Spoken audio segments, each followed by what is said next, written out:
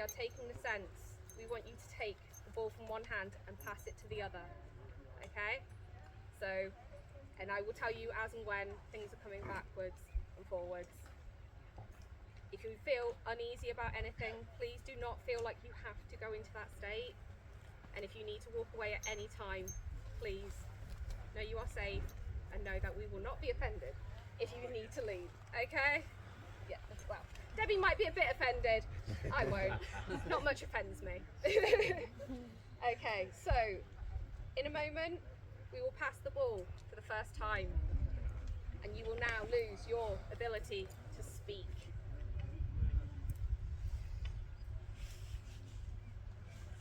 It was an ordinary day in Jotunheim. Angerboda was going about her daily chores, grinding flour for the day's bread, changing the reeds on her floor, spinning up some yarn so she could finally darn that hole in her dress that had been bothering her for far too long now. She happened to look up from her work as a handsome stranger was passing by. Intrigued, she called out to the newcomer and asked who he was and what business he had there. After all, the village didn't get many visitors. He informed her that he was Loki of Asgard, and he had no business beyond exploring. Angerboda invited him inside to share some food, as is custom when travellers pass by. The pair got on very well indeed. One thing led to another, and a passionate night followed.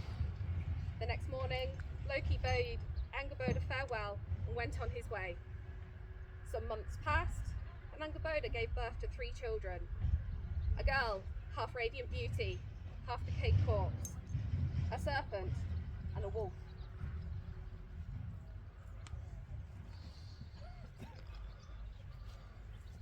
The wolf was named Fenrir. The 3 siblings started growing together. One day became curious about their father. Angerboda explained that he was from Asgard, and so they travelled to the distant realm. When they arrived, they realised that the gods had been discussing them, and their fates were sealed.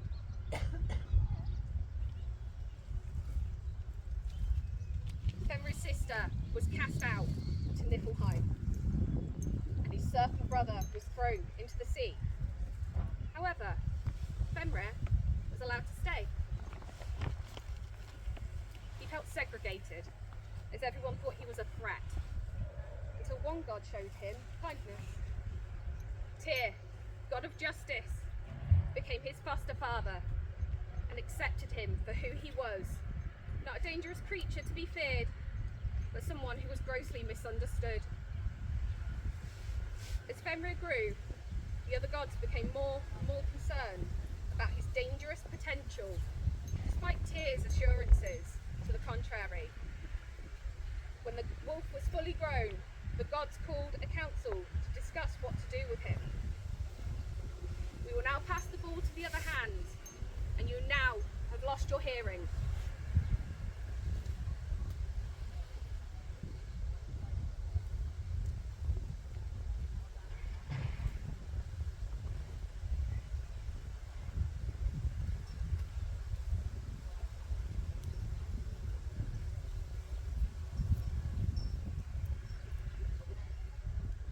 Pass the ball back. You have your hearing again. It has been decided.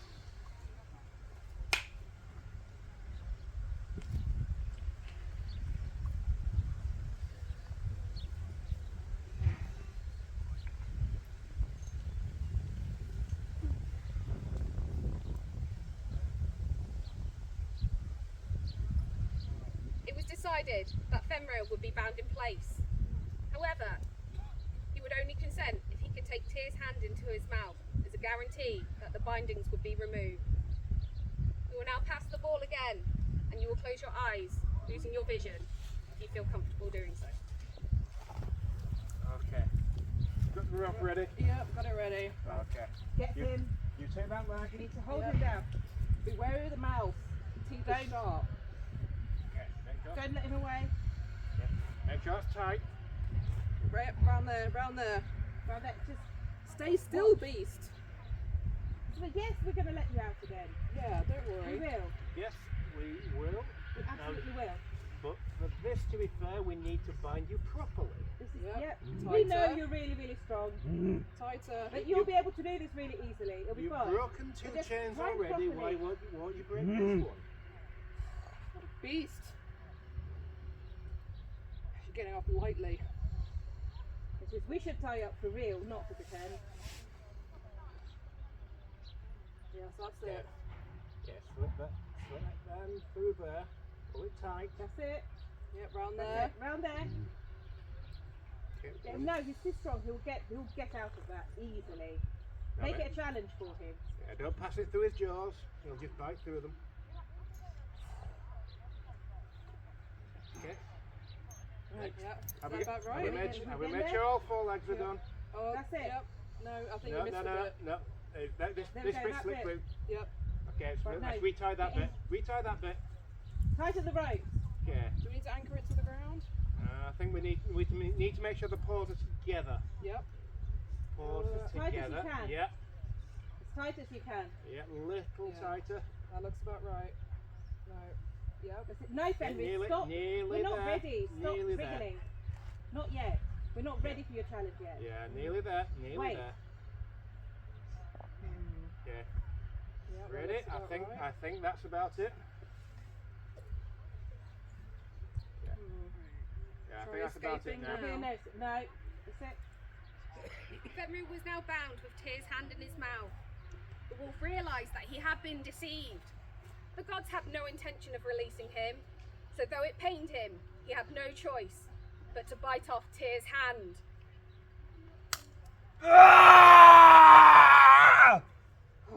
Now pass the ball to your other hand.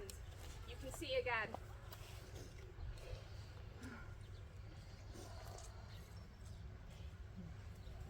Okay.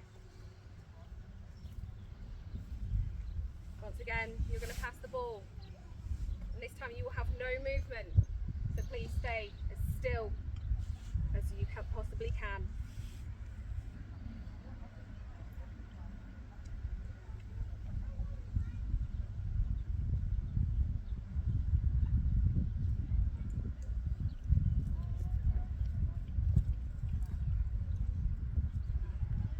We see the wolf Fenrir bound before you for nothing that he has done. He has been bound. He has been disabled by his community for nothing more than the way that he was born. This experience is all too real for so many of us living today. Those of us who are ostracized for how we were born. Those of us who are ostracized for our neurotype. Those of us who are ostracized for physical disabilities, mental disabilities, gender identity, or any number of other factors. We can feel Fenrir's pain in ourselves. We may not be bound with the chain Gleipnir as Fenrir is here, but we are bound. We are disabled by our society. And Tyr, once the king of Asgard, his friends and his family were more than willing to sacrifice him, to give his sword hand, the thing that made him a warrior. They were willing to sacrifice that for their own prejudices against this wolf who had done nothing. And now the once king of Asgard stands disabled himself, unable to wield his sword in his hand. Our society is slowly moving in the right direction. We are slowly becoming more acceptant of neurodivergent people, of disabled people, and of every other protected characteristic. But the battle is ongoing. Even our gods, who we venerate and worship, rightfully so, we worship them, but even they got it wrong. Even they allowed their prejudices to cause these two innocent victims to become disabled by their society. But just as we can learn, the gods can learn. Together on Midgard and Asgard and all the other realms, we here today swear to continue this fight, to not allow our prejudices to cause people to become disabled by their societies, to fight for the justice and the right of every individual to be who they were born to be. Thank you. We can now pass the ball back and you have your movement again.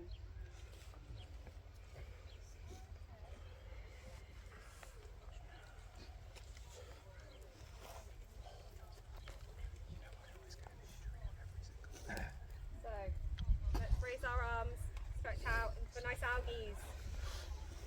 Take a deep breath, feel that movement again. But remember to try to stay silent since you still don't have your speech.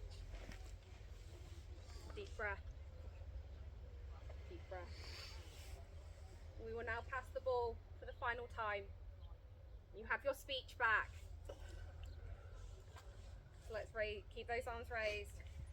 If you can, and join me in shouting a mighty hail. Hail! Hail!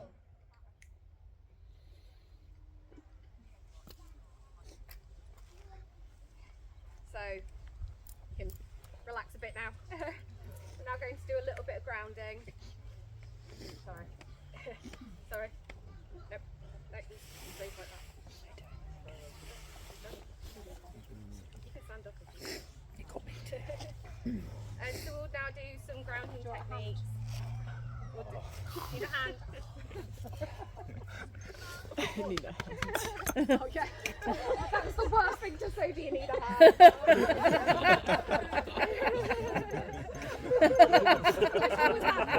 Well, that's the grounding done. Okay. Sorry. So let's do the 5, 4, 3, 2, 1 grounding technique. So think about 5 things that you can currently see. Maybe it's a goalpost.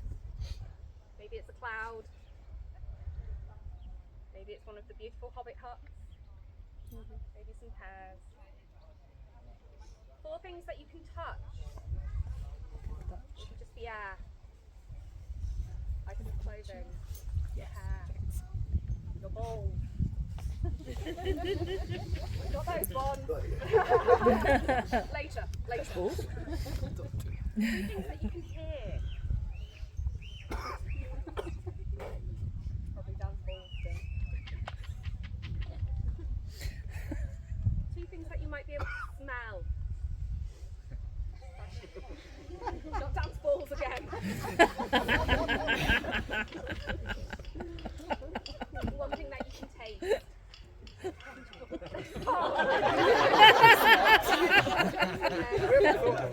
Say nothing. Maybe think about that salt that you tasted on your way in. Or salt that you tasted on the way in. Already had a shot. Yeah. So if you do need further grounding though, please do come see one of us. We are available. There's also the sensory tent up in the quiet and accessible camping up the hill. So a bit of a yump. If you just need to come in here and just touch some grass. Touch grass.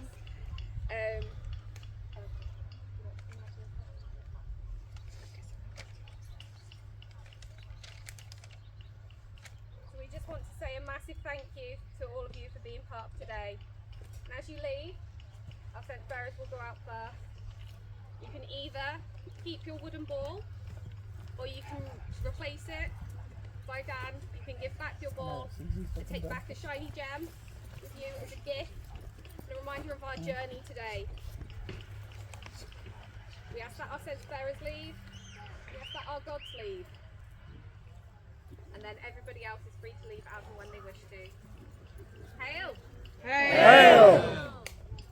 Stay still for too long.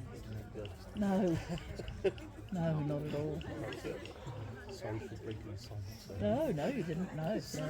If there's any ritual you can do that in, it's this one.